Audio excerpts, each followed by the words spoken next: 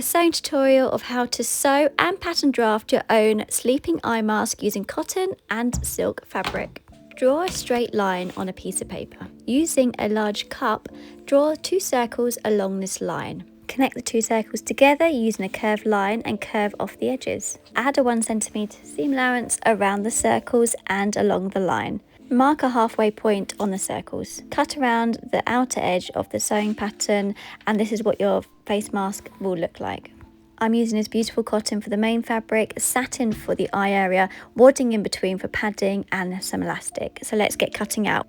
We'll need 1 of the eye mask cut from the satin or silk. When you're pinning your satin and silk, make sure you pin within the seam allowances so we don't mark the satin. Then cut 1 of the eye masks from the cotton outer fabric, and then we need to cut also 1 eye mask from the wadding fabric. So in total we have 3 different sections of our eye mask.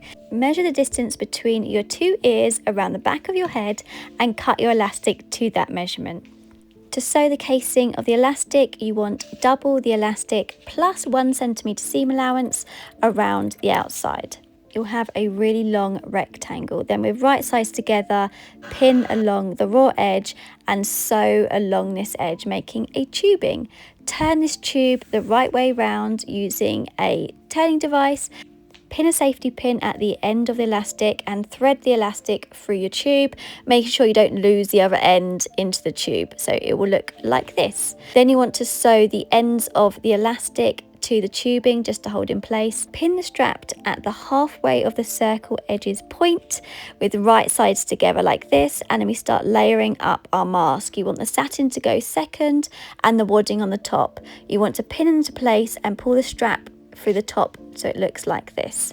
Using a 1 cm seam allowance, sew all the way around the edge of the mask, leaving a gap at the top around where the strap comes through. Cut out some of the bulk of the wadding and snip around the curved edges. This will make it lovely and crisp when we turn it around, and it will sit nicely. Turn the face mask the right way round by pulling through the hole and turning the circles around. Make sure that it's nice and smooth, and using a cocktail stick just to push into those circular bits. Using a needle and thread, slip stitch this little gap closed very simply, and here we go. Here is our face mask, beautiful and ready to wear. All fabrics and elastic are available on the Sewing Street website.